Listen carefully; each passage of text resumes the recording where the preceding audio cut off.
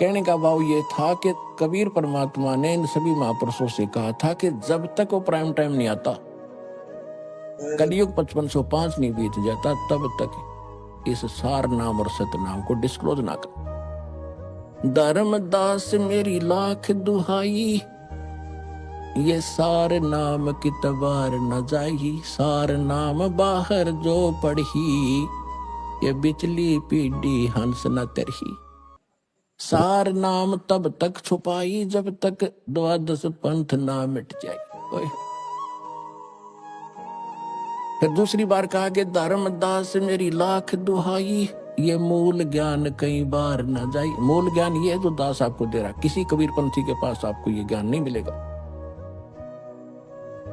मूल ज्ञान बाहर जो पढ़ी, बिचली पीढ़ी हंस न तरही।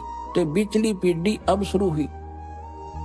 कबीर सागर के अंदर कबीर वाणी चैप्टर के 137 पृष्ठ पर यह भी स्पष्ट किया है कि प्रथम चरण कलयुग निर्वाणा और तब मगर मांडू मैदाना। कलयुग का प्रथम चरण वो होगा जब मैं घर से सह शरीर चला जाऊंगा। उसके बाद अब बिचली पीढ़ी कब होगी? जब 5505 वर्ष कलयुग बीत जाएगा, अब बिचली पीढ़ी तब शुरू होगी। तब तक ये प्रथम चरण था। अब फिर इसके बाद ये हजारों वर्ष ये ज्ञान अब चलेगा और अरबों खरबों प्राणी भगवान के बच्चे पार होंगे जिस ज्ञान को ठीक से समझ लेंगे।